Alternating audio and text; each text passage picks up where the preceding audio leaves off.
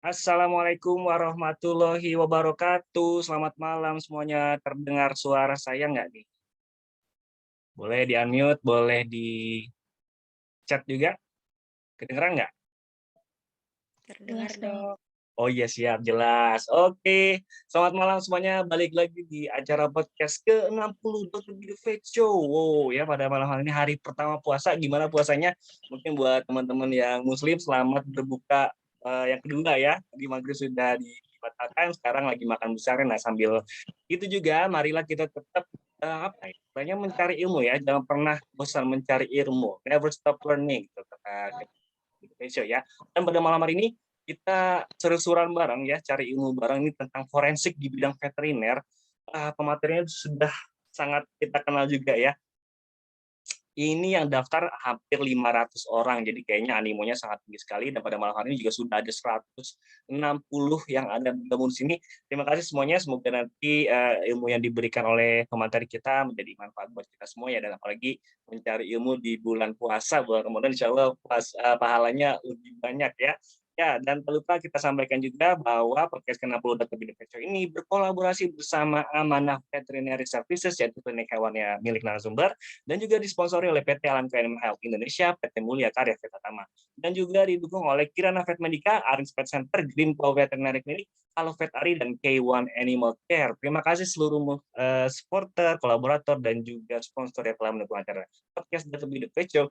Cuma karena kita sudah masuk bulan puasa, jadi tidak bisa berlama-lama ya. Kita mungkin akan selesai lebih awal, mungkin di setengah 10 atau jam 10 tergantung narasumbernya, karena besok juga harus makan sahur ya. Oke, saya sapa dulu kerabat saya Dokter Putra. Halo Dok Pinol, Assalamualaikum kolega semua. Ini kamera jelek banget. Ini gimana nih tentang forensik di bidang veteriner ini? Iya, ini sebenarnya ilmu yang agak sering kelewat ini forensik veteriner ini. Tapi kalau saya nggak salah dengar waktu dulu kuliah kita pakai ini di kepolisian, Dok. Jadi kepolisian itu kalau forensik itu suka manggil dokter hewan gitu karena kita kan belajar entomologi juga ya. Jadi beberapa di situ ada pengaruh kita dan juga kayak waktu itu pernah dikasih materi juga untuk menentukan kalau misalkan kita menemukan satwa yang tiba-tiba mati kayak satwa dilindungi semacam badak, kita itu juga dengan ilmu forensik veteriner ini kita bisa tahu apakah dia mati tua atau ada yang meracuni atau memburu, Dok, gitu.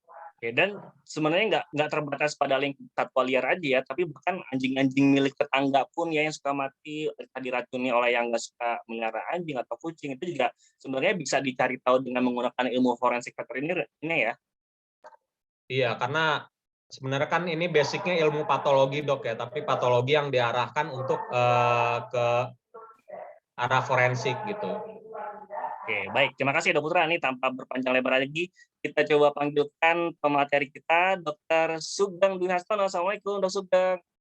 Waalaikumsalam warahmatullahi wabarakatuh. Waduh, ini sudah selesai tarawih nih kayaknya. Ini Ya. habis ngisi jadi khotib kah? Ya, ini saya belum punya background-nya, pakainya dulu nggak apa-apa ya? Boleh, enggak apa-apa. Ya. Dr. Sugeng Baik. sehat? Alhamdulillah sehat. Alhamdulillah sehat. Biasa. Oke, nih kalau boleh sedikit intro Dok Sugeng tentang forensik di bidang veteriner ini, gimana sih perkembangannya di negara kita? Ilmu forensik salah yang saya pahami ya, sebenarnya mungkin saya tadi intip ini pesertanya banyak yang jago-jago sebenarnya. Saya jadi gemeter nih, grogi ini. Bahwasanya ilmu forensik adalah salah satu ilmu yang sangat pesat perkembangannya dan bukan ilmu tunggal ya, karena forensik ini adalah penerapan atau aplikasi berbagai bidang ilmu terkait dengan pembuktian tindak kejahatan tadi, seperti yang disampaikan Dr. Putra tadi ya, bahwa kaitannya selalu dengan penegakan hukum begitu. Nah, saat ini karena era komunikasi sangat cepat, sehingga juga dibutuhkan, dan kita sebagai dokter hewan mau tidak mau mesti mengikuti perkembangan zaman ini, sehingga ilmu ini sangat-sangat berkembang gitu, Dok. Oke, nah mungkin kalau boleh tahu sedikit tentang ini, kan Dr. Sugeng kan juga menjadi ketua Forum Forensik Veteriner Indonesia. Mungkin apa boleh bergabungnya gimana caranya? Ya, sebenarnya ini juga masih baru di tahun 2019 Juli itu, pada saat ada pertemuan para ahli patologi Indonesia di Munas Asosiasi Dokter Hewan Patologi Veteriner Indonesia di Bogor. Waktu itu kemudian kita pada forum itu kemudian membentuk ya satu forum. Namun karena ini masih sifatnya forum, kami sendiri juga belum banyak aktif, belum ada atau memiliki anggaran dasar, anggaran rumah tangga, jadi memang masih baru sekali, dan saya sendiri juga sebenarnya masih perlu banyak belajar dari kolega-kolega semua. Bahkan juga tadi saya sampaikan, ilmu forensik itu tidak ilmu tunggal, jadi kita mesti banyak bekerja sama dengan para ahli lainnya, begitu Dok Winol. Oke, jadi secara nggak langsung ini juga jadi acara pertamanya kali ya, pengenalan ketua Forum Forensik Veteriner Indonesia nih ya. Iya. Oke, baik. Ini karena sudah banyak yang nggak sabaran dan semakin malam juga, sebelum kita mulai podcast pada malam hari ini, kita akan simak dulu introduction curriculum vitae dari Dr. Sugeng Dwi Hastono.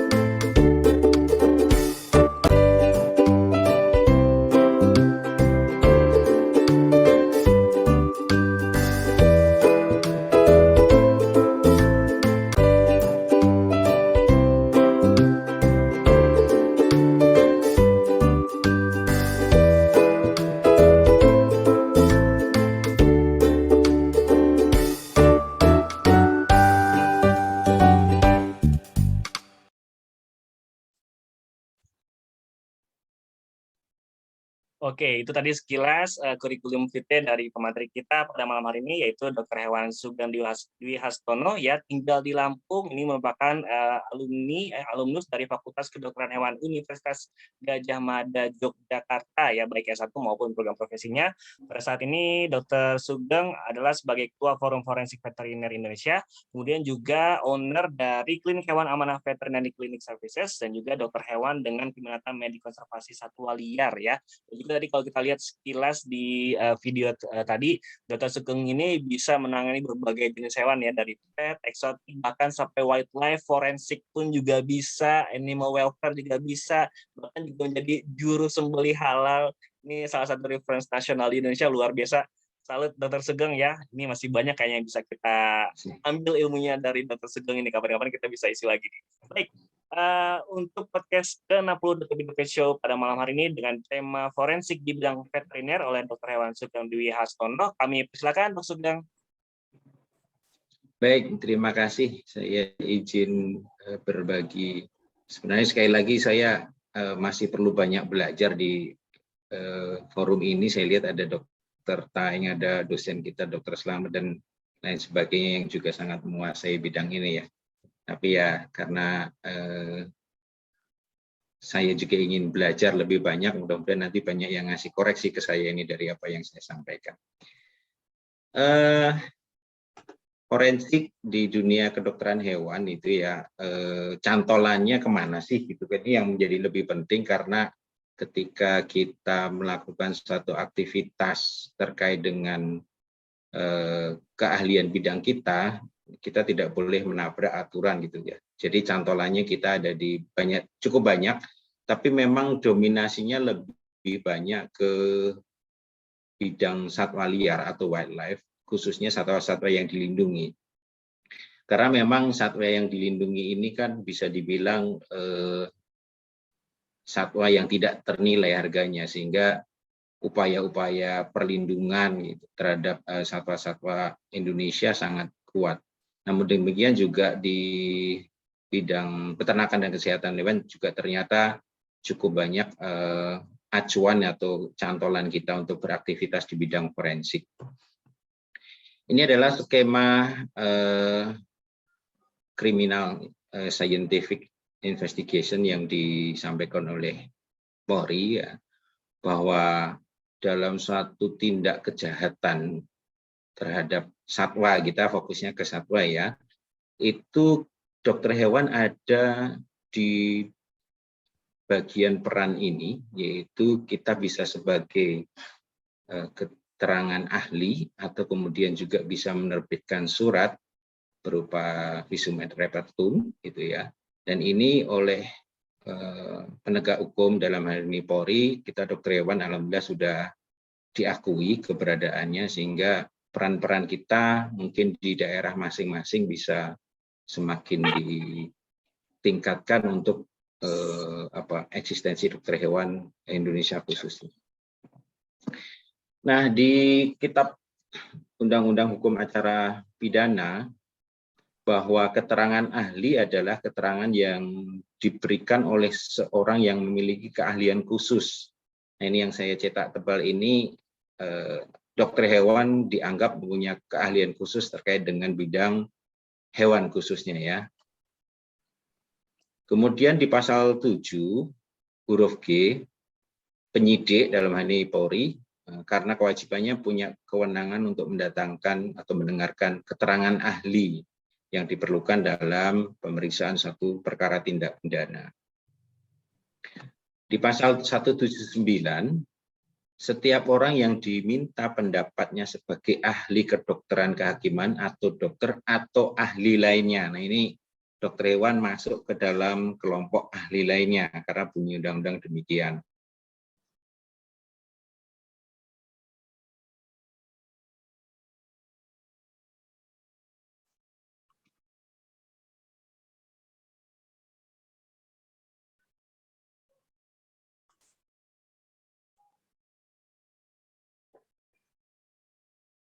Halo, Dok Sugeng.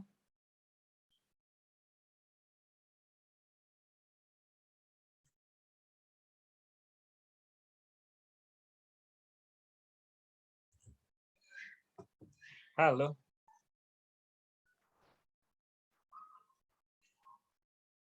Sebentar nih, kayaknya mencolot ya.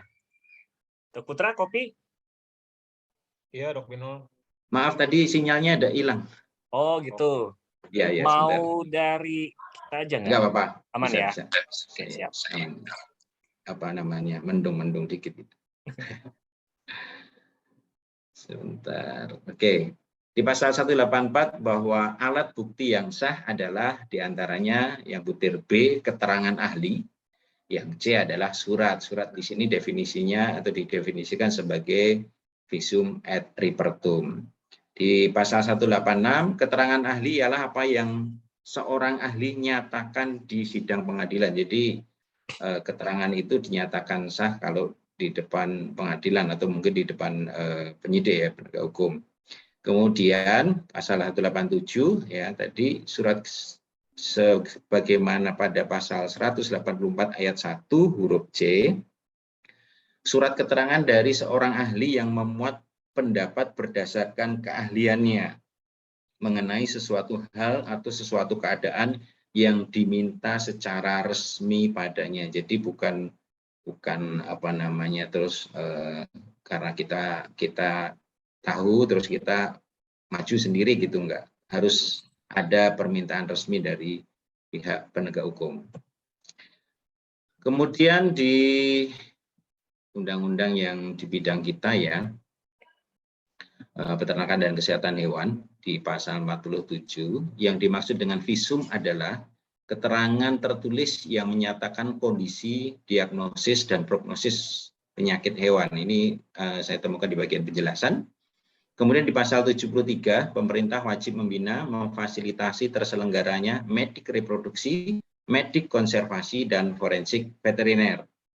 Nah, medik reproduksi, konservasi maupun forensik veteriner sepanjang berkaitan dengan satwa liar dan atau hewan yang hidup di air diselenggarakan secara terkoordinasi dengan ketentuan-ketentuan perundangan yang lain yang relevan. Nah, di peraturan pemerintah tentang Kesmafet, setiap orang dilarang melakukan kegiatan yang mengakibatkan penderitaan, memutilasi, memberikan bahan yang mengakibatkan keracunan, cacat, cedera atau kematian pada hewan, mengadu ya, ditarungkan itu ya, mengadu hewan mengakibatkan ketakutan, kesakitan, cacat permanen dan atau kematian. Untuk membuktikan terjadi pelanggaran terhadap ketentuan sebagaimana dimaksud ayat 1 dapat dilakukan uji forensik oleh dokter hewan. Kemudian tentang otoritas veteriner PP 3 tahun 2017 di pasal 21, visum et repertum diperlukan misalnya untuk keperluan pembuktian adanya tindak pidana yang berkaitan dengan hewan yang mati dan tindak pidana lainnya yang berkaitan dengan hewan. Jadi tidak harus hewannya mati. Jadi ada misalnya kekerasan terhadap satwa, kemudian penyelundupan terhadap satwa dilindungi dan sebagainya. Tadi Dokter Putra menyinggung anjing, kucing atau hewan peliharaan tetangga yang mungkin diduga mendapatkan perlakuan tindak kekerasan, itu juga bisa masuk di dalam sini. Jadi forensik itu adalah cara ya untuk membuktikan atau mengungkap kasus untuk mendapatkan kebenaran yang sesungguhnya melalui penerapan ilmu atau sains. Forensik adalah cara untuk mendapatkan alat bukti atau alat bantu untuk mendapatkan alat bukti, bukan alat bukti itu sendiri. Jadi sekali lagi forensik ini bukan ilmu yang tunggal, tetapi ilmu yang terintegrasi di hampir semua ilmu itu bisa masuk ke dalam bidang forensik. Nah, sederhananya kalau boleh dipersingkat bahwa forensik veteriner adalah penerapan ilmu kedokteran hewan dalam membantu proses penegakan hukum atas kejahatan pada satwa atau hewan berdasarkan pembuktian, baik bukti fisik secara ilmiah, baik buktinya itu merupakan petunjuk atau bukti petunjuk. Nah, ada prinsip yang tidak bisa dipungkiri pada forensik bahwa setiap objek, yang pertama, alam atau buatan manusia akan memiliki ciri khusus. Jadi bahkan mungkin misalnya yang dibuat oleh pabrik saja handphone pasti ada nomor serinya, ya enggak mungkin sama persis, enggak mungkin begitu ya. Termasuk manusia, sidik jarinya berbeda, kemudian satwa atau hewan punya ciri khusus yang tidak dimiliki oleh individu lainnya. Kemudian yang kedua, principle of exchange. Jika terjadi kontak atau benturan, maka terjadi pertukaran materi.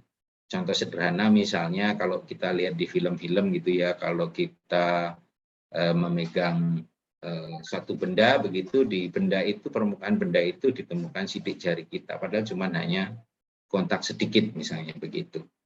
Kemudian berikutnya nomor 3 adalah segala sesuatu akan berubah oleh waktu. Tadi Dokter Putra juga menyinggung tuh adanya pertumbuhan serangga pada saat ditemukannya atau setelah suatu individu mati, maka akan dikerubutin oleh serangga dan muncul serangga di menit keberapa atau jam keberapa akan mentas jenis lalatnya apa, larvanya seperti apa. Nah itu ilmu tersendiri yang juga mungkin para kolega atau kawan-kawan yang ada di sini juga punya keahlian masing-masing. Kemudian berikutnya prinsip of comparison, segala sesuatu dapat disebut sama dengan cara pembandingan. Jadi misalnya satu kasus, katakanlah adanya anjing yang hilang misalnya begitu ya. Kemudian ada fotonya, tapi di lain pihak ada seseorang yang mengaku bahwa itu anjing milik dia, padahal dia katakanlah nemu di jalan misalnya begitu ya. Nanti kemudian pembuktiannya bisa dengan cara dibandingkan misalnya dengan uji DNA misalnya dari rambut yang tertinggal di rumah pemilik lama dengan rambut si anjing sendiri. Kemudian prinsip of analysis, untuk menghasilkan analisa yang akurat diperlukan sampling yang tepat dan pembungkusan barang bukti yang benar. Nah ini karena kaitannya dengan tindak pidana atau hukum, maka dalam hal pengambilan sampel, kemudian pembungkusan sampel dan semuanya itu harus dilakukan dengan langkah-langkah disertai dengan bukti dan dokumentasi, sehingga tidak ada pemalsuan barang bukti, penghilangan barang bukti dan sebagainya begitu. Semuanya harus betul-betul terstruktur dan rapi. Kemudian bahwa fakta itu tidak akan bohong, tapi manusia dapat dan akan berbohong. Ini adalah 6 prinsip pada forensik. Nah, kemudian kita sering mendengar istilah otopsi dari bahasa Yunani yang artinya melihat dengan mata sendiri ya. Nah, pada saat kita melihat atau melakukan pemeriksaan pada bangkai atau mayat begitu, kemudian dikenal dengan nekropsi. Jadi memeriksa dengan mata sendiri pada bangkai atau mayat.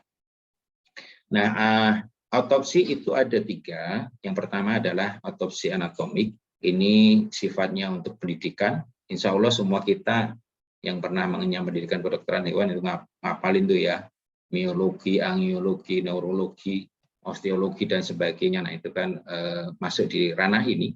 Kemudian otopsi klinik ini kaitannya dengan misalnya yang baru-baru terjadi di wilayah Riau ya, ada kematian sapi, ada penyakit sapi begitu yang kemudian didiagnosa sebagai LSD. Dan sedangkan otopsi forensik ini harus diawali atau harus ada permintaan dari penyidik. Jadi ini yang sangat membedakan. Kemudian tujuannya adalah diantaranya mengidentifikasi ini satwa apa atau hewan apa, asalnya dari mana kalau memungkinkan. Kemudian penyebabnya, mekanismenya dan waktu kematiannya itu kapan atau seperti apa. Di samping itu juga otopsi forensik mengumpulkan barang bukti di mungkin sekitar TKP misalnya begitu, dan hasil akhirnya adalah berupa surat visum et repertum. Nah, dalam otopsi forensik ya tadi identifikasi korban. Ini misalnya tadi Dokter Putra menyebutkan misalnya badak. Ini badaknya badak Sumatera atau badak Jawa. Kemudian pernah juga kami diminta ada sitaan gitu yang diduga cula badak. Nah ini benar cula atau bukan begitu kan? Atau fungsi otopsi atau melihat sendiri dengan mengidentifikasi ini apa. Atau bahkan pernah kita temukan penyelundupan yang mereka mengaku sisik terenggiling, jumlahnya luar biasa banyak sekali, tapi setelah kita cek ternyata itu adalah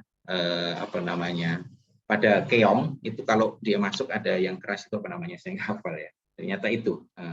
Kemudian mengumpulkan serta mengenal benda-benda bukti yang berguna dalam penentuan identifikasi spesies individu atau identitas pelaku kejahatan. Jadi bukti-bukti yang ada di sekitar korban, TKP itu sangat membantu untuk identifikasi terkait dengan individu maupun pelaku kejahatannya. Kemudian menentukan waktu atau saat kematian, sudah berapa lama matinya, gitu ya. Kemudian penyebab matinya apa, metode matinya seperti apa, gitu. Kemudian berikutnya menentukan kelainan yang terdapat pada tubuh satwa atau hewan, mencari hubungan sebab akibat yang untuk menentukan sebab dan cara kematian tadi. Kemudian tentu membuat laporan tertulis yang objektif berdasarkan fakta dalam bentuk visum et repertum. Nah, tanatologi, ilmu yang mempelajari tentang kematian, penyebab dan fenomena yang terjadi, misalnya tentang perubahan anatomi, bahwa setelah terjadi kematian maka tubuh berubah yang dapat diamati sesuai dengan perjalanan waktu. Nah, ini PR yang berat bagi kita dokter hewan, karena kalau boleh saya bercanda begitu ya, kita ini diluluskan sebagai dokter hewan umum. Artinya umum itu umumnya orang ngerti apa-apa, karena ilmunya sangat banyak sekali. Contoh misalnya kita ngomong pada unggas saja, antara ayam broiler dengan ayam layer sama-sama mati di jam kedua pasti perubahannya berbeda. Belum spesies-spesies yang lain, dan ini ilmu yang sangat kompleks, sehingga menurut saya semua yang hadir di sini khususnya ya, dan semua dokter hewan punya keahlian masing-masing, mempelajari atau mungkin bahkan sudah ahli di bidang masing-masing untuk saling berkolaborasi untuk membantu mengungkapkan satu kejahatan pada satwa. Nah, ini karena tadi sudah saya singgung bahwa satwa liar ini satwa yang tidak ternilai. Nah, di Kementerian Lingkungan Hidup dan Kehutanan itu sudah punya skema forensik. Di sana ada 2 unit, yaitu WRU, Wildlife Response Unit, dan Wildlife Crime Unit. Ini di bawah Direktorat Jenderal Penegakan Hukum, yang ini di bawah Direktorat Jenderal Konservasi Sumber Daya Alam dan Ekosistem. Nah, di dalam satu tindak kejahatan terhadap satwa misalnya, maka peran dokter hewan ya ini bisa untuk membantu mengamankan satwanya, kemudian penanganan satwanya jika masih hidup, kemudian dalam hal kejahatan satwa liarnya kita bisa masuk ke ranah bagaimana membuktikan bahwa oh iya ini harimaunya kena jerat misalnya. Jeratnya jerat dari apa, kemudian sudah kira-kira sudah berapa lama terjerat dan sebagainya, itu peran dokter hewan bisa ada di situ. Nah, ini kita pecah lagi. Jika ada satu tindak kejahatan, maka apabila satwa yang menjadi korban tindak kejahatan itu masih hidup, ya, maka kita harus tangani dengan mengedepankan aspek welfare atau kesejahteraan hewannya. Ya, kita rescue, kita tolong. Kemudian kalau misalnya kondisinya masih memungkinkan, tentu setelah direhabilitasi nantinya akan kita lepaskan kembali ke alam liarnya, atau mungkin kalau terjadi hal-hal yang di luar kondisi sehingga tidak memungkinkan dilepas liar akan diperlakukan yang lain.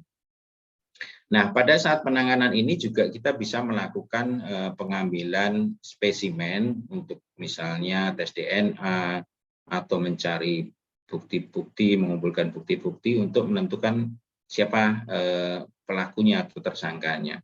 Kemudian dari sampel yang kita ambil itu bisa menjadi alat untuk membuktikan tindak kejahatan terhadap satwa itu, sehingga dari alat bukti itu oleh penegak hukum si tersangka bisa dilakukan proses lanjut hingga dijatuhkan pidana. Nah, ini alur penanganan barang bukti satwa liar dilindungi. Yang biru ini adalah kalau satwanya masih hidup. Kalau yang kuning ini jika satwanya sudah mati. Nah, untuk yang satwa hidup, ya tentu konsepnya bagaimana caranya satwa liar itu jangan sampai punah.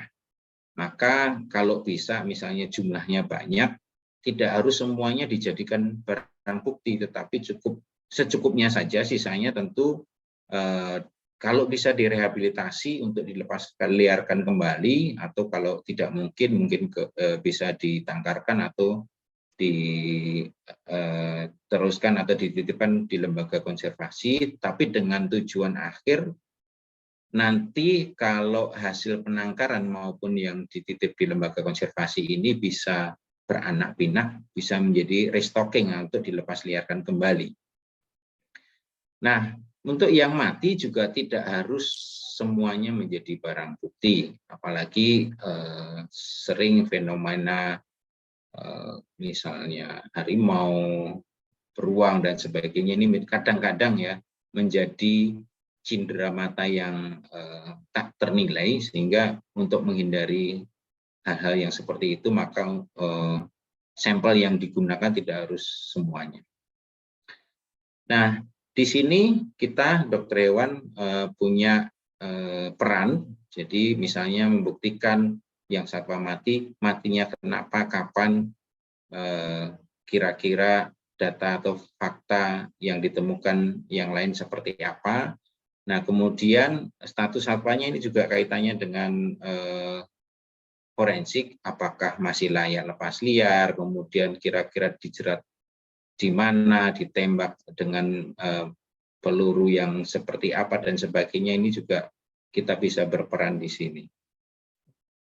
Nah, prosedur otopsi forensik tentu yang pertama tadi bahwasanya ada surat perintah, kemudian izin melakukan otopsi karena ini terkait dengan satwa yang dilindungi ya, sehingga koordinasi dengan berbagai pihak, baik penyidik, kemudian barangkali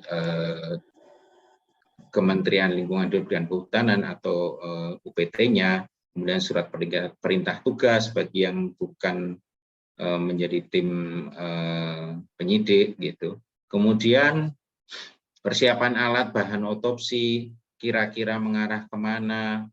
Kemudian alat pelindung diri ini menjadi penting mengingat banyak kasus zoonosis yang bersumber dari satwa liar, sehingga upaya untuk melindungi diri kita dari kemungkinan terjadinya penyakit zoonosis juga menjadi hal yang sangat penting dan harus diperhatikan.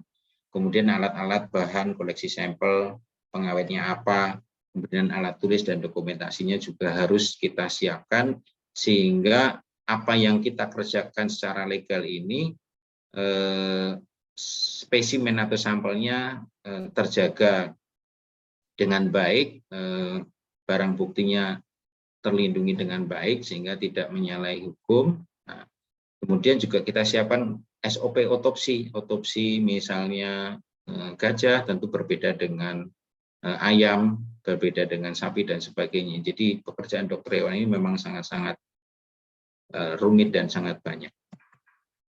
Nah, dalam hal pemeriksaan atau otopsi itu pada beberapa kasus tidak khususnya yang hewan berpemilik ya biasanya tidak ingin dilakukan nekropsi atau pembedahan, maka dilakukan pemeriksaan luar, diantaranya identifikasi umum, identifikasi khusus, kemudian tanda-tanda kematian, penyebabnya apa, ada lebam enggak, luka enggak, ada tanda benda asing misalnya, tertancap mata panah, mungkin seperti tercekik dan sebagainya, bekas cekikan dan sebagainya, itu bisa kita coba cari di sana. Kemudian kalau dalam hal nekropsi atau pembedahan, kita bisa lakukan pemeriksaan per organ. Ini kalau satwa liar sih seringkali ini yang kita kerjakan, karena kadang-kadang kita ketemu satwa itu sudah mati dalam kondisi yang busuk, tidak tahu sudah berapa hari atau bahkan minggu, sehingga pekerjaan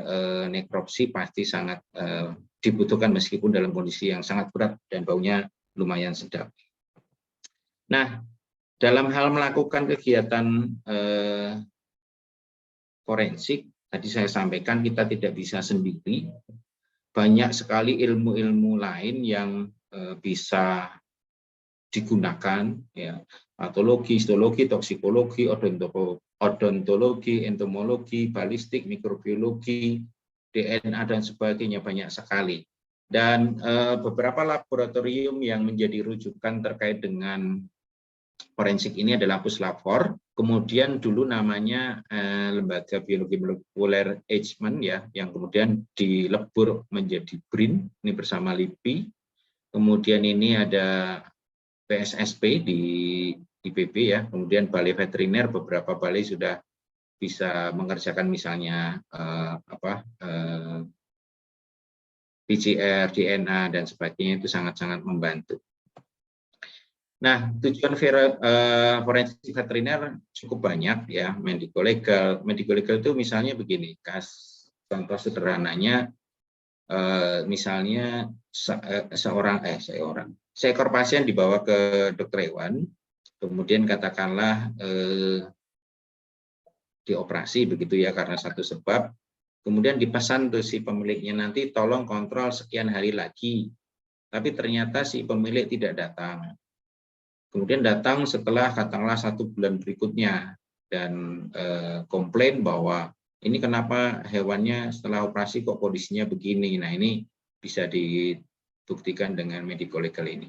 Kemudian pemeriksaan tempat kejadian perkara, satwa terluka, satwa mati, bagian tubuh, barang bukti, kemudian berikan kesaksian ahli atau saksi ahli, identifikasi satwa, spesies, usianya berapa, kelaminnya apa, kemudian waktu kematian dan penyebab kematian, pemeriksaan tindak kekerasan, serta penelusuran keturunan.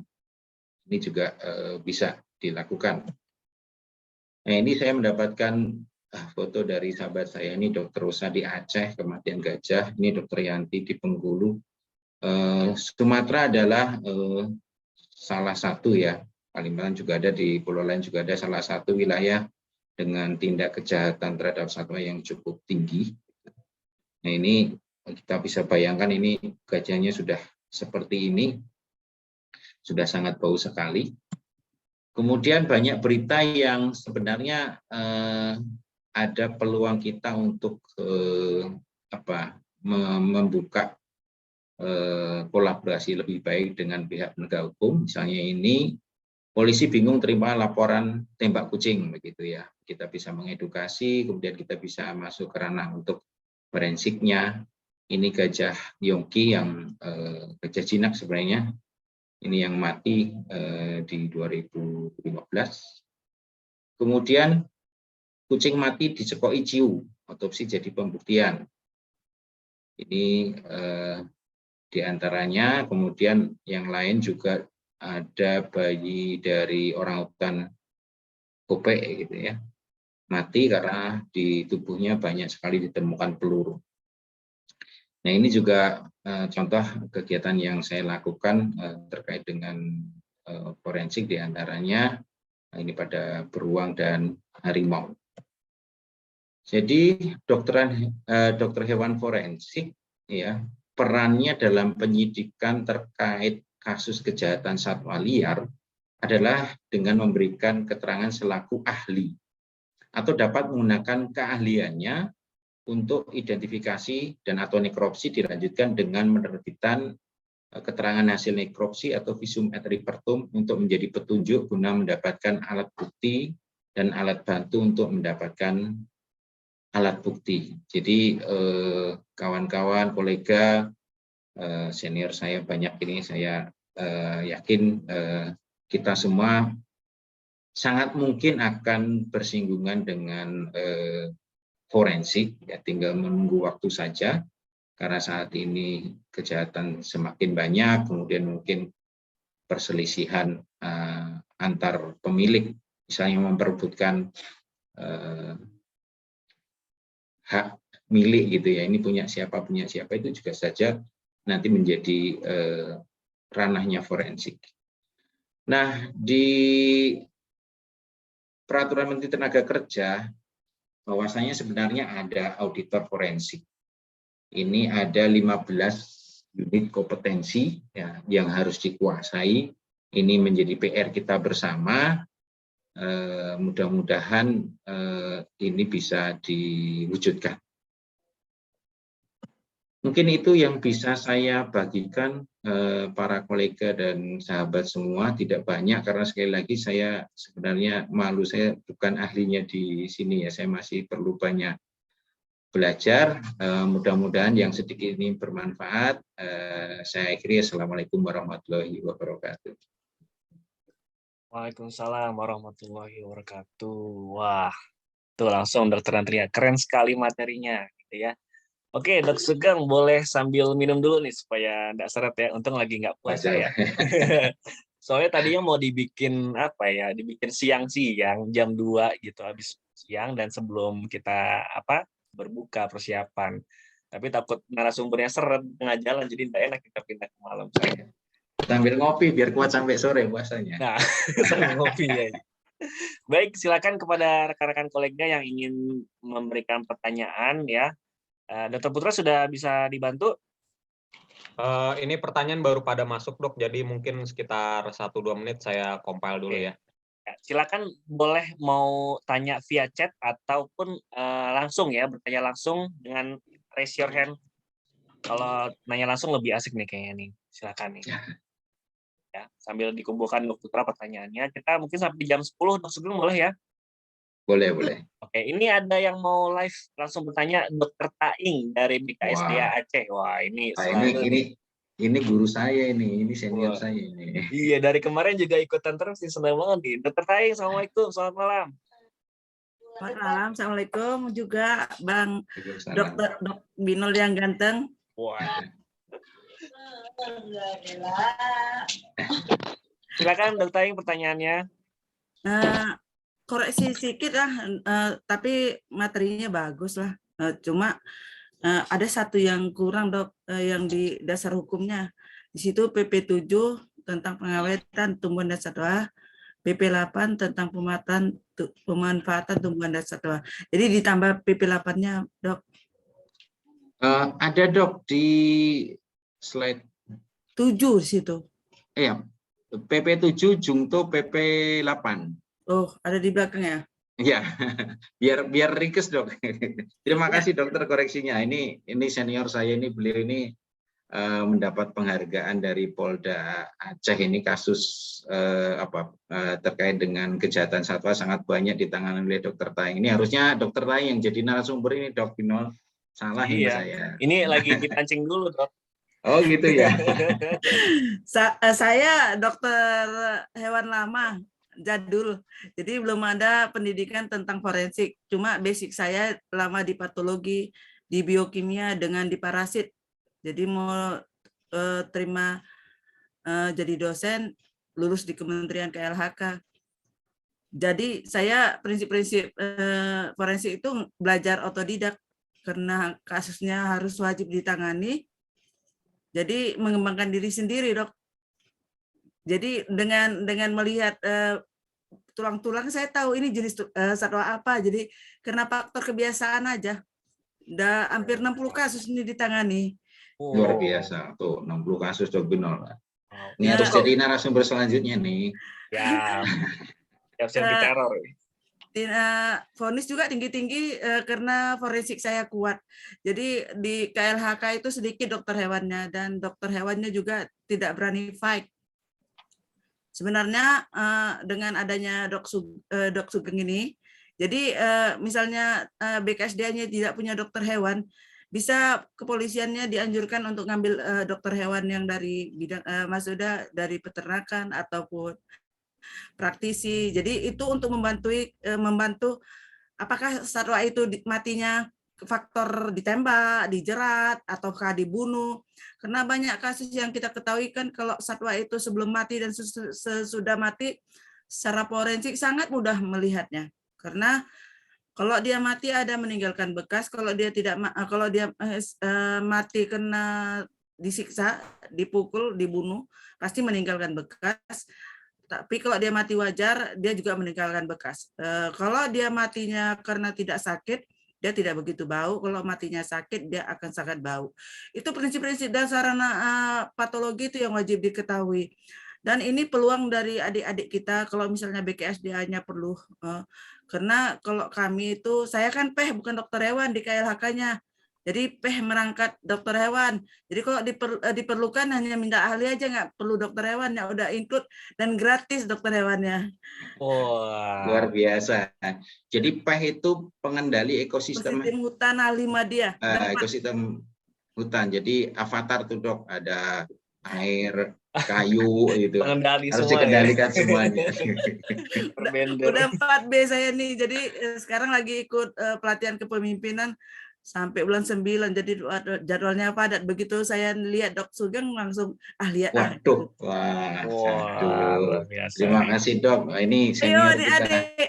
Ayo adik-adik dampingi BKSDA lain yang tidak punya dokter hewan, karena prinsipnya forensik itu adalah ilmu yang sangat luar biasa, membuat kita terus belajar. Karena saya juga basic saya bukan forensik juga, saya juga ngobati satwa sitaan, seluruh satwa sitaan kecuali gajah, dokter hewannya saya. Jadi dari dokter hewan saya kalau mati saya lakukan patologi, nanti kalau di kepolisian saya lakukan forensik. Jadi saya jarang melakukan analisa lab, ambil sampel itu jarang Dok. Saya kalau misalnya mati, misalnya tulang belulang, saya lakukan patologi anatomik di compare. Jadi jarang lakukan lab. Jadi adik-adik ayo gabung semuanya. Nah, siap. Iya Oke, Dok, nih terima kasih ya, banyak luar Dr. biasa Saing ya. semangatnya. Nanti kita hubungi ya Dok ya di Japri ya untuk yang materi tadi, kayaknya seru juga tuh. Habis bulan 9 ya. Oh, aduh, kelamaan. Ini mumpung bulan Ramadan, ini pahalanya berlipat ganda kalau kita sharing ilmunya Dok Saing. Ada pelatihan online terus-terusan dari KLHK. Ini aja bisa ikutan. Berarti minggu Bentar depan lagi jadi kepala Bali ini kan udah Wah. ikut lagi. Nggak mau Dok. harus mau sudah ikutan latihan kepemimpinan. Baik, Dr. Iya. Saing, terima kasih banyak ya. Nanti kita akan hubungi lebih lanjut ya untuk isi podcast show selanjutnya. Terima kasih. Nah, mungkin satu lagi Dr. Sugeng sebelum kita mulai, ini biasanya rata-rata untuk menangani suatu kasus ini berapa lama sih bisa selesai gitu kasusnya? Tergantung Dok, dari kan tidak sama tiap kejadian ya. Yang saya ikuti, kalau saya tidak salah ingat di Kalimantan itu ada orangutan yang mati, ditemukan ada luka tembak. Itu cukup lama itu karena bayangkan di hutan nggak ada CCTV, nggak ada sinyal. Nah itu kan sudah satu pekerjaan yang lumayan rumit dibandingkan dengan misalnya tindak kejahatan pada manusia, mungkin banyak saksi, mungkin kemudian ada CCTV sangat membantu. Sementara di hutan mau lapor nemu ada satwa mati saja kan ngambil titik GPS dulu, kemudian keluar hutan nyari sinyal, lapor, nah nanti nunggu tim yang lain datang, jadi sangat variatif ya. Sangat variatif Dok. Ya. Dan juga bisa jadi wahana untuk healing kali ya, bisa masuk Wah, itu pasti. Makanya kalau saya masuk hutan tuh gemuk loh, naik 1 kilo. Tergantunglah Dok, tergantunglah kalau misalnya satwanya hidup, satwa orang hutan misalnya kan, hidup dia kan, dia kan punya dokter hewan orang hutan, kita titip, prosesnya itu nggak sampai lama, 2 bulan langsung sidang gitu. Pemberkasannya nggak lama, 1 bulanan gitu. Kalau misalnya ada si Amang, kasus saya, si Amangnya itu diperjualkan, nanti berita acaranya visum et repertumnya nanti dokter hewan yang buat. Kalau saya dalam bentuk berita acara, karena kompetensi kami harus membuat berita acara itu sebagai standar hukumnya. Kalau kasus gajah yang mati 5 ekor di Aceh Jaya itu, sulit mencari pelakunya, sampai 11 orang yang kemarin yang rata-rata di 2,5 sampai 3,5 tahun itu sampai hampir setahun. Tetapi kalau misalnya bagian-bagian tubuh satwa, kalau misalnya anatominya ada, itu enggak lama biasanya, 2 bulan udah selesai kasusnya. Oke, siap. Oke, ini Dokter Putra sudah siap, list pertanyaan ini sudah banyak yang bertanya kayaknya. Oke, siap Dok Binol. Ini saya izin share screen dulu.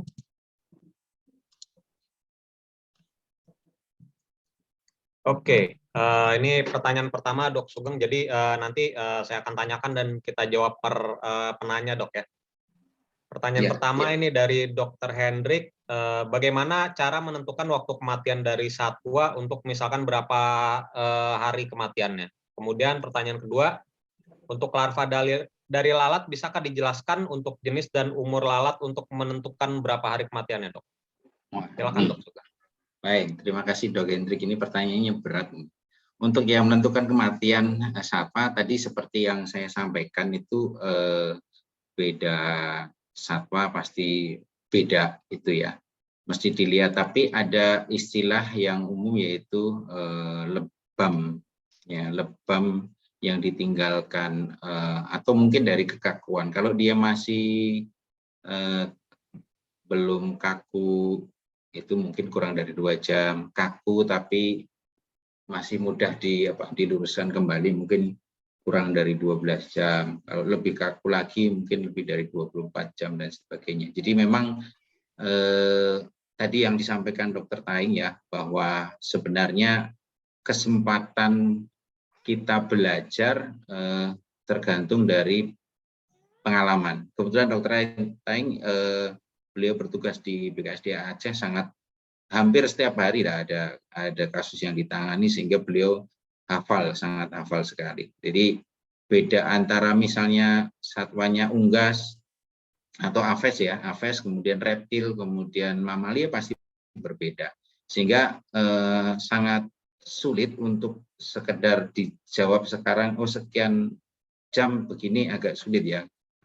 Seperti misalnya kura-kura kaki gajah.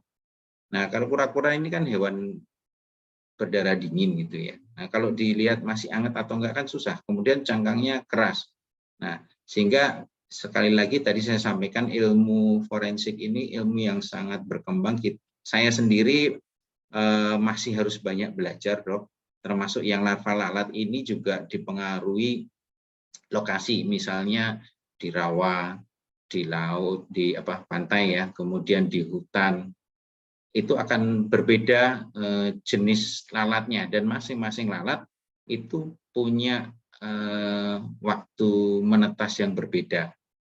Sehingga tadi saya sampaikan bahwa saya sendiri sebenarnya dokter hewan umumnya orang ngerti apa-apa gitu ya. Jadi masih harus banyak belajar, tergantung dari nanti satwa yang mati ini lokasinya di mana. Apakah kemudian di atas pohon, kemudian di tanah, atau mungkin kecemplung di air dan sebagainya, itu sangat bervariatif, Dok. Mungkin itu, Dok. Jawabannya mungkin agak mengambang, tapi memang sangat sulit untuk menjelaskan, kecuali kalau misalnya begini, sudah dapat sampel lalatnya, nah nanti kita bisa koordinasikan, kita bisa minta bantu dengan kawan-kawan atau kolega yang bekerja di parasitologi misalnya, beliau pasti sangat menguasai dengan entomologinya. Gitu, Dok. Oke, baik. Berarti untuk lalat ini sendiri yang pertama kita mesti identifikasi jenis lalatnya dulu, Dok ya? Iya, lalatnya apa gitu kan. Baru nanti kita bisa cek. Oke, baik. Kita lanjut ke pertanyaan kedua dari Dr. Vinka Kusuma Putri. Pertanyaannya, apakah dokter yang melakukan visum et repertum ini harus memiliki gelar APVET, Dok? Oh, tidak.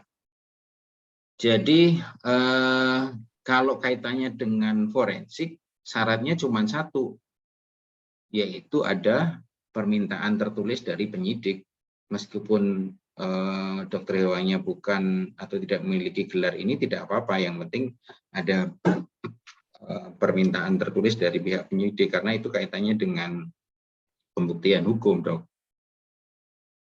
Jadi bisa saja kapan-kapan misalnya Dokter Vinka tiba-tiba dihubungi pihak kepolisian setempat untuk membantu memecahkan satu tindak kejahatan terhadap hewan atau satwa, bisa saja. Tapi kalau mau menolak boleh, Dok Sugeng? Ya nggak apa-apa, boleh. Kan kalau misalnya kita tidak ada dua hal. Yang pertama, belum mampu, artinya belum belajar. Nah, tadi yang disinggung Dokter Taing, sebenarnya mampu, tapi kalau istilahnya Dokter Taing kurang fight, karena nanti harus ke kantor polisi, ke pengadilan dan sebagainya. Sehingga tadi disampaikan Dr. Taing pada kasus misalnya tadi barang buktinya berupa tulang belulang 2 bulan selesai, tapi jangan lupa 2 bulan selesai itu Dr. Taing berapa kali harus mengawal kasus itu, harus bolak-balik ke kepolisian atau ke kehakiman untuk mengawal proses hukum itu. Jadi, nah ini yang sering kali kemudian kita dokter hewan, malas lah urusan sama hukum begitu ya, repot dan sebagainya. Apalagi tadi disampaikan dokter Taing itu gratis lagi kan gitu kan?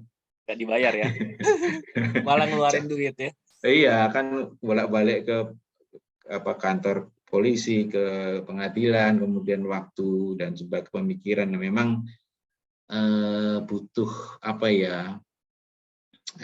jiwa-jiwa seperti Dokter Taing lah. Mudah-mudahan nanti dari forum ini akan lahir Dokter Taing muda yang lainnya. Amin.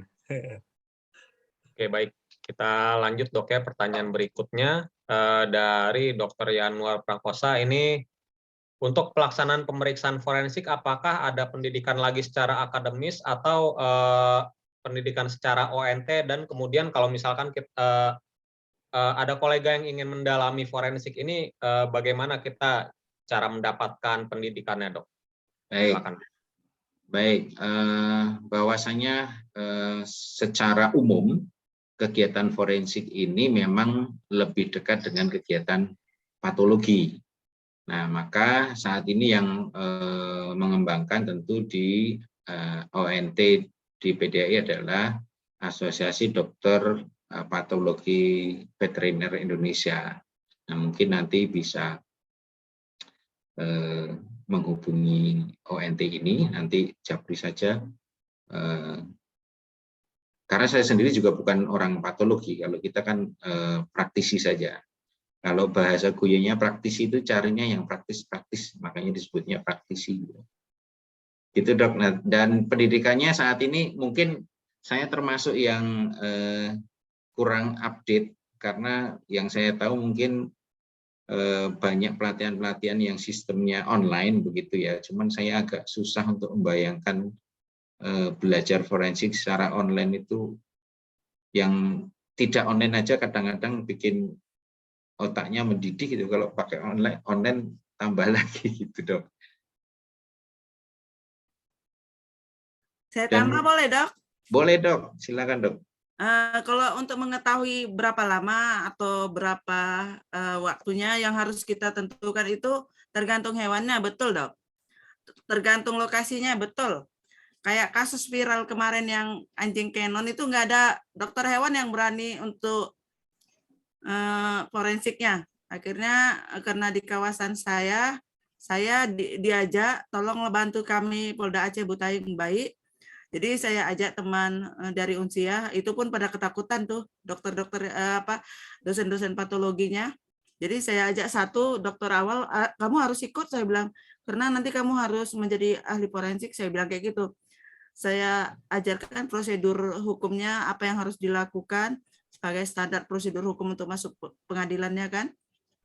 Di situ anjingnya itu dikubur ya bergenang-genang gitu dok, jadi proses pembusukan pasti cepat terjadi. Jadi kalau udah anjingnya lewat dari 6 jam, sekitar 8 jam lah berdasarkan ada jurnal yang saya lihat, dan saya pernah menangani beruang mati sebelum 6 jam. Ada memang perbedaannya, lebih enak diketahui faktor apa penyakitnya. Tetapi kalau udah 8 jam itu agak sulit, apalagi waktu laporkan anjing Canon itu mati setelah 1 minggu.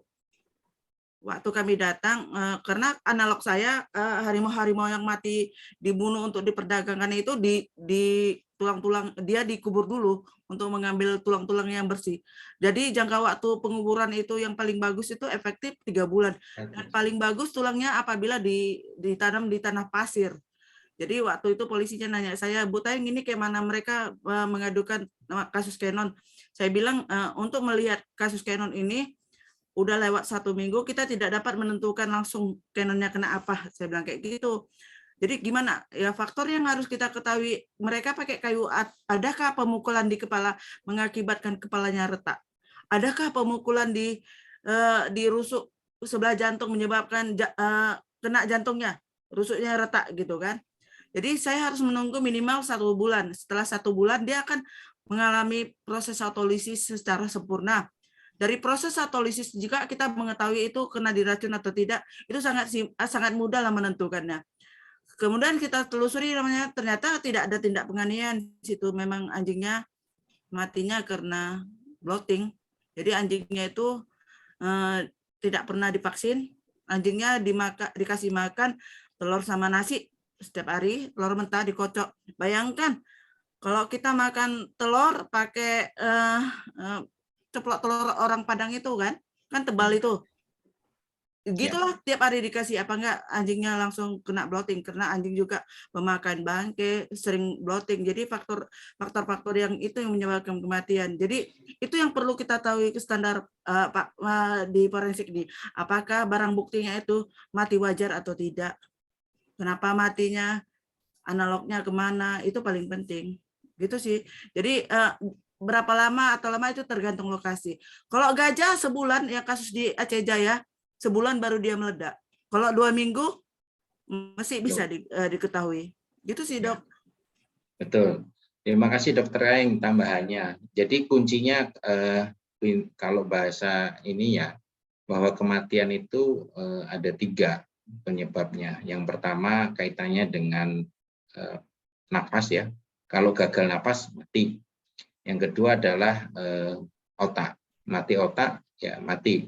Kemudian yang ketiga adalah terkait dengan sistem sirkulasi atau jantung. Maka ketika ditembak atau tadi dicurigai si anjingnya dipukul daerah jantung, ya mati. Maka kaitannya melenceng sedikit dengan forensik pada saat penyembelihan tadi sudah disinggung Dr. Bino bahwa saat disembelih itu 3-tiganya terjadi itu. Saluran nafasnya terpotong, kemudian saluran darahnya terpotong sehingga darahnya habis, jantungnya berhenti, suplai darah ke otak habis, maka kematian akan cepat terjadi.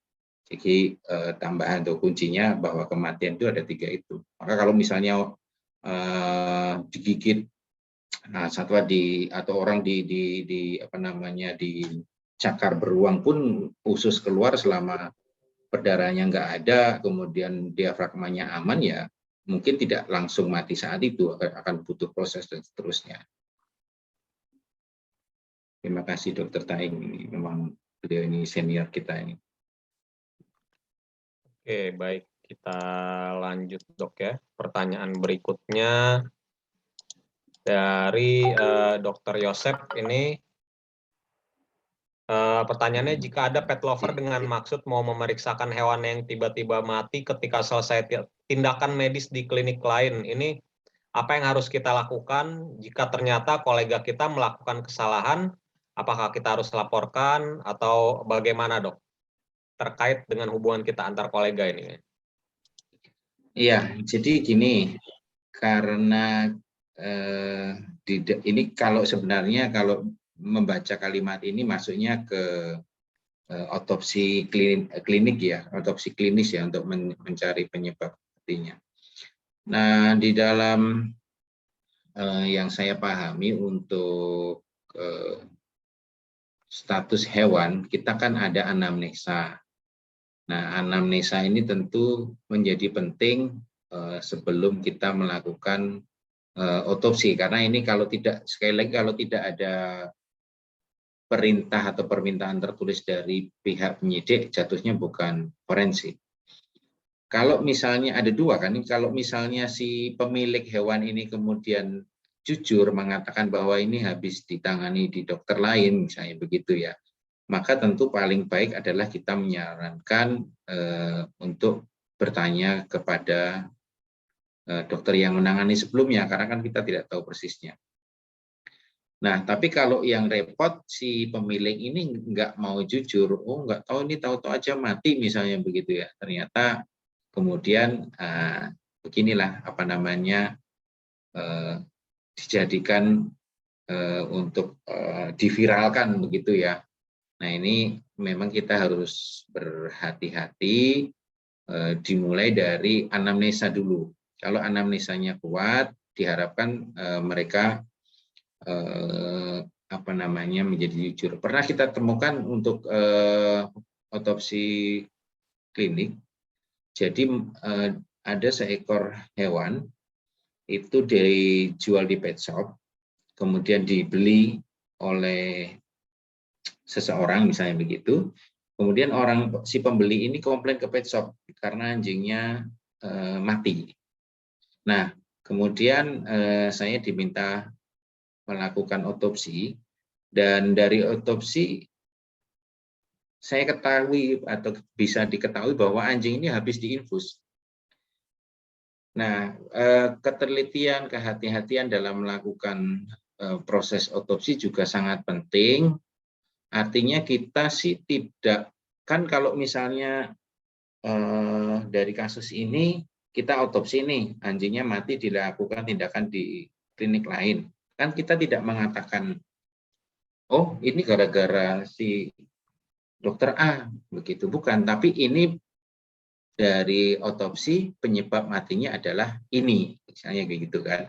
Apakah itu kemudian menjadi alat untuk menyerang kolega? Tentu hati-hati kita dalam menyampaikan. Jangan, oh ini karena salah suntik, nah, maka kemudian mati. Berbeda kalimatnya, ini kematiannya karena misalnya ada cairan misalnya di dalam paru-paru, adanya edema pulmonum misalnya gitu kan, dimungkinkan mendapatkan rehidrasi yang over misalnya begitu, atau mungkin ya kita nggak tahu dari kasusnya. Makanya untuk anamnesa menjadi sangat penting, dan kalau kita misalnya tahu itu ditangani kolega yang lain dan kita punya hubungan baik dengan kolega itu, tidak ada salahnya sebelum melakukan pemeriksaan telepon dulu, dokter Binol itu tadi ada pasien begini itu benar ya dari sana ya, nanti kan kalau perlu ayo otopsi bareng-bareng, kan lebih bagus nanti. Jadi gitu dok, memang zamannya komunikasi yang luar biasa ini menjadi harus hati-hati. Salah-salah kita membuat statement, termasuk dengan kaitannya dengan forensik ini, mungkin dokter Taing yang sangat paham. Misalnya, oh ini matinya harimau ini karena ditembak misalnya begitu. Nanti kan bisa si penasehat hukumnya si tersangka, emang dokter ada di sana kok tahu kalau matinya ditembak misalnya begitu. Nah ini kan juga suatu pernyataan yang harus hati-hati. Kita hanya bisa menyampaikan secara ilmiah kematiannya begini, perjalanannya begini. Kita tidak mengatakan, bisa jadi nanti si penyidik atau mungkin penasehat hukumnya akan menggiring opini. Oh jadi itu matinya karena ditembak ya, misalnya gitu. Padahal kita tidak ada di lokasi kejadian. Bagaimana kita mengatakan iya betul karena ditembak? Buktinya apa? Misalnya begitu. Gitu dok, jadi harus hati-hati. Mudah-mudahan tidak terjadi lain seperti ini. Siap, jadi kehati-hatian dalam berbicara dan cuma sampaikan fakta dok ya, jangan sampai opini ada yang ikut dok ya. Iya betul, jadi misalnya oh ini kita temukan contoh ya jarum yang tertinggal atau ditemukan gunting yang tertinggal di rongga perut misalnya begitu saat diotopsi. Nah itu gunting siapa, gimana ceritanya ya kita nggak tahu misalnya begitu kan. Apalagi ini bukan kasus hukum kan, nanti khawatir malah menyerang ke kita nanti kalau viral ini kan agak ngeri sedap gitu. Oke baik. Berikutnya pertanyaan dari Rebecca Mauriela ini, bagaimana menentukan apakah sampel yang diambil masih bisa dilakukan pemeriksaan laboratori dan untuk akurasi hasilnya sendiri. Kemudian maksimal berapa jam sampel bisa dilakukan pemeriksaan lanjutan setelah hewan dikatakan mati, dok? Sementara beberapa kali hewan yang akan dilakukan pemeriksaan forensik sudah mati lebih dari 10 jam. Gimana ini, dok? Baik, nah sekali lagi ini kaitannya forensik atau otopsi forensik atau otopsi klinik. Kalau pemeriksaan forensik ya apapun sampelnya, apapun bentuknya, sudah berapa jam pun kita akan coba cari karena ini nanti pembuktian kaitannya dengan penegakan hukum. Tapi kalau kaitannya dengan otopsi klinis, otopsi klinik, kita masih bisa gali di anamnesa. Umumnya sih kalau otopsi klinis sih umumnya ya itu lebih banyak ke hewan-hewan yang di dalam pengawasan manusia. Kalau yang kaitannya dengan satwa liar seperti Dr. Taing sampaikan tadi, itu hewan yang dilindungi. Jadi kadang-kadang kita nggak tahu ada kawan-kawan dari Polhut dan PEH keliling atau patroli dalam hutan ketemu katakan harimau sudah terjerat membusuk. Nah ini ya mau nggak mau harus dikerjakan begitu. Beda dengan misalnya hewan-hewan yang menjadi pengawasan manusia, baik hewan kesayangan maupun hewan ternak gitu dong. Jadi nggak masalah yang umur berapapun, hanya nanti memang seperti tadi dicontohkan Dr. Taing bahwa si anjing Canon itu matinya sudah seminggu ya, mau dilihat mungkin sudah susah gitu. Nah, tinggal dari benturan dan sebagainya tadi sudah dijelaskan oleh Dr. Taing. Oke, baik. Kita lanjutkan dok ya. Pertanyaan berikutnya dari Jevania Esterina ini terkait medico-legal seperti itu, medico-legal itu seperti apa dan prosedurnya seperti apa dok? Karena Dr. Jevania ini masih awam mengenai forensik dan sepertinya hal ini masih tabu dok. Mohon penjelasannya dok. Baik, Saya sendiri juga belum jauh lah dari kalimat ahli ya, Dr. Taing itu ahlinya. Jadi medico legal itu saya contohkan begini. Katakanlah kita habis operasi patah tulang misalnya ya. Kemudian kita berpesan nanti sementara sekian hari tolong dikandangkan, jangan dilepas biar istirahatnya banyak, kemudian tidak terjadi gerakan yang melebihi sehingga berisiko terjadinya malformasi atau mungkin malposisi dari hasil operasi tulang itu. Nah, kemudian kita pesan nanti tolong hari ke-5 misalnya untuk datang lagi untuk kita cek. Nah, singkat cerita 5 hari tidak datang dan ternyata datang-datang 1 bulan kemudian ternyata kondisinya tidak seperti yang kita harapkan pasca operasi itu. Nah, setelah kita cek, kita buktikan, oh ternyata memang setelah operasi anjingnya misalnya langsung dilepas main satu kebun misalnya sangat luas, kemudian yang seharusnya 5 hari datang untuk dicek kembali mungkin akan diberikan obat-obatan tambahan dan sebagainya tidak datang, sehingga terjadi hal yang tidak diinginkan kaitannya dengan si hewan tidak mengikuti, dalam hal ini pemilih ya, tidak mengikuti saran yang diberikan oleh dokter yang menangani. Kira-kira seperti itu dok. Oke, baik. Jadi kan kaitannya nanti, oh ini malpraktek begitu, padahal bukan, karena salah ya. Pasca operasi misalnya begitu kan penanganannya juga tidak mudah, harus betul-betul sesuai apa yang disarankan gitu. Itu dok. Berarti terkait dengan apakah nggak cuma dari pihak dokter tapi dari pihak klien juga apakah menjalankan prosedur yang sudah kita tentukan dari awal dok ya? Betul dok, betul sekali. Oke, baik. Kita lanjut.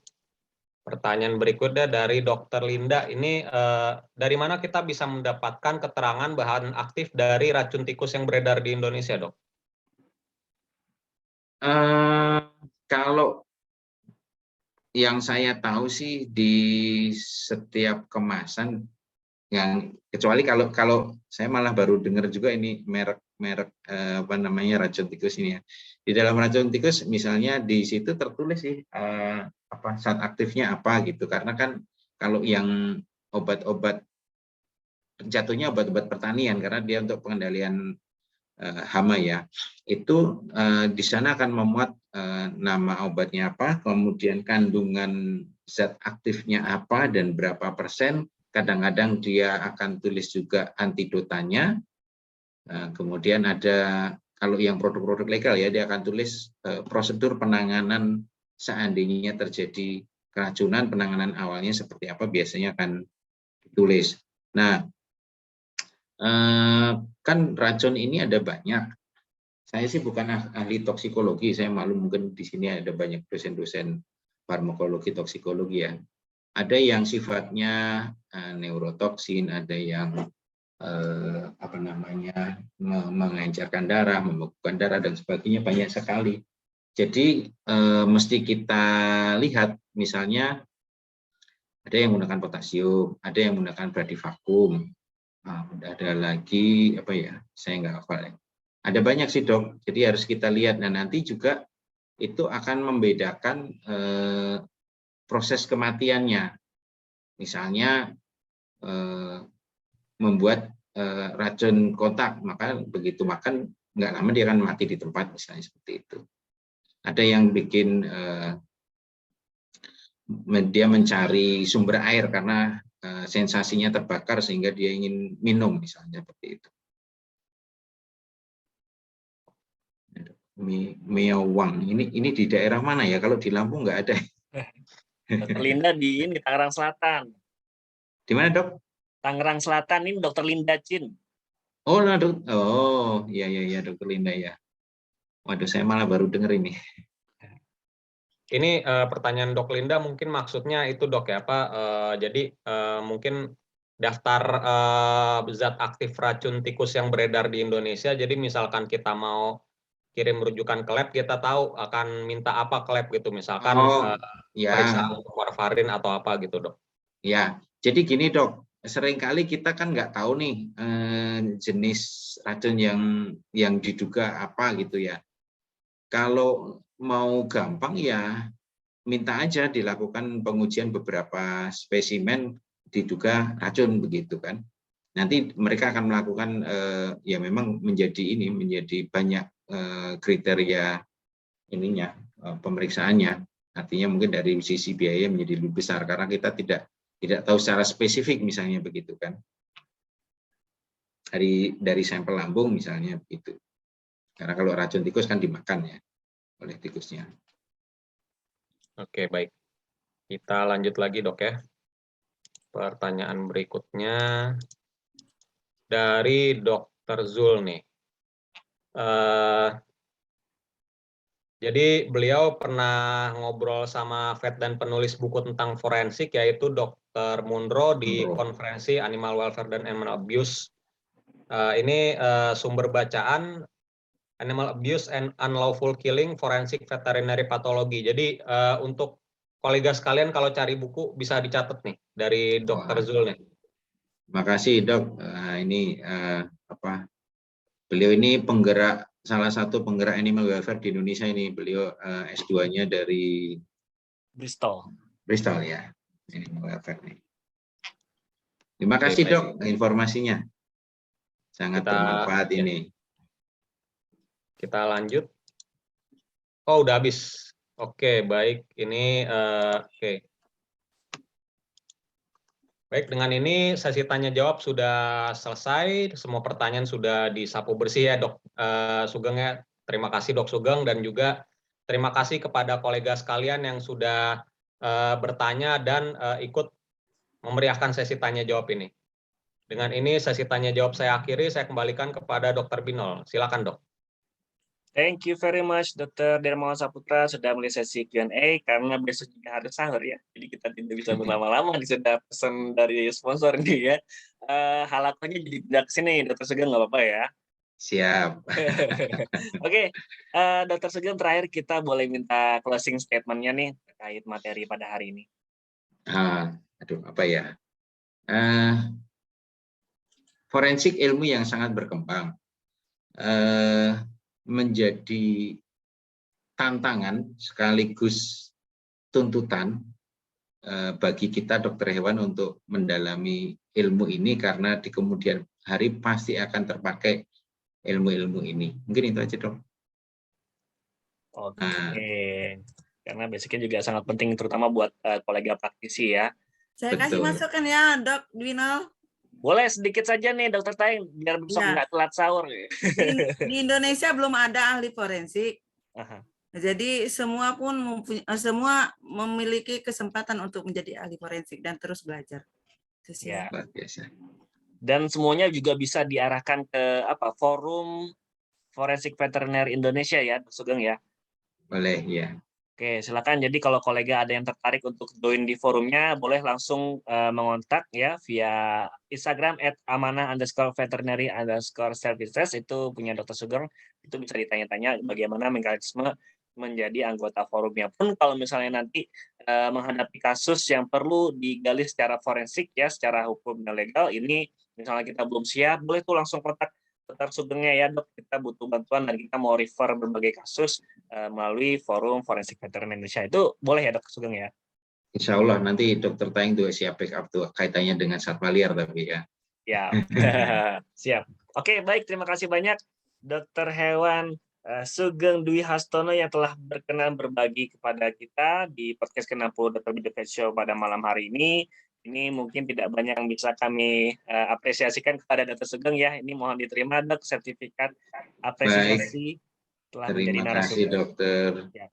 Ini nanti kita ke-60 ya. Iya, ke-60 nih, sudah lumayan banyak nih, alhamdulillah, Dok Sugeng. Ya. Ini nanti Siap. kita akan kirimkan juga bersama gimmick dari seluruh sponsor dan supporter Dok Sugeng ya. Insya Allah besok kita akan langsung ke Lampung ya. Mohon ditunggu.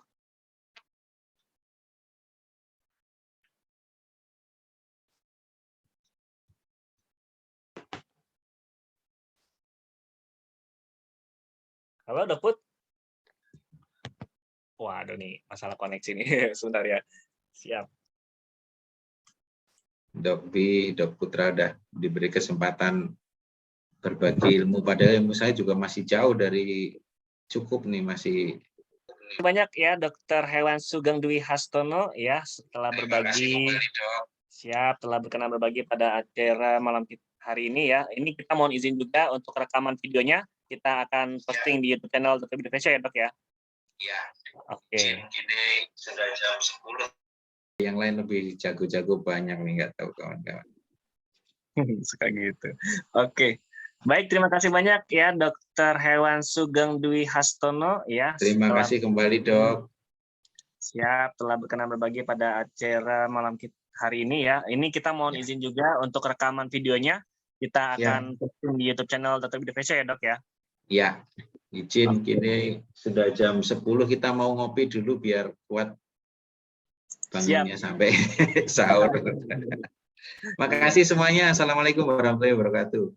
Assalamualaikum warahmatullahi wabarakatuh. Terima kasih banyak Dok Sugeng. Semoga jadi amal Terima jari. kasih. Oke. Ya demikianlah podcast ke-60 Dr. Bidyo Pet Show.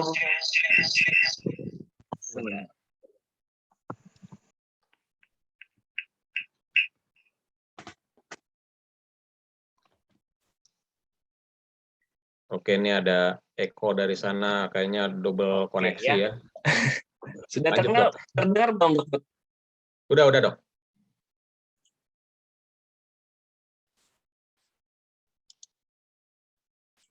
Nggak ada suaranya ya? Terdengar nggak? Sudah terdengar Dok. Oke, ya baik. Demikianlah podcast ke-60 Dr. Bidyo Pet Show malam hari ini tentang forensik di bidang veteriner. Terima kasih, merupakan hasil kolaborasi Dr. Bidyo Pet Show bersama Klinik Hewan Amanah Veterinary Services dan juga disponsori oleh PT Elang Animal Health Indonesia, PT Mulia Karya Vet Tama, serta didukung oleh Kirana Vet Medica, Aris Pet Center, Green Paw Veterinary Clinic, Halo Vetari, dan K1 Animal Care. Ya, untuk materi tidak akan dibagikan ke peserta, namun peserta dapat mengulang ya rekaman video hasil rekaman Zoom ini di YouTube channel Dr. Bidyo Pet Show ya. Insya Allah dalam 1-2 hari ke depan sudah bisa dicek untuk di rerun atau dilihat kembali. Terima kasih banyak, selamat istirahat dan selamat sahur untuk teman-teman muslim ya. Besok pagi jangan sampai telat ya, jangan lupa pasang alarmnya. Stay safe, stay healthy, dan juga jangan lupa untuk vaksin booster yang ketiga ya kalau belum ya. Terima kasih, semoga bermanfaat. Assalamualaikum warahmatullahi wabarakatuh. Selamat malam. Waalaikumsalam warahmatullahi Thank you, Dok wabarakatuh. Put.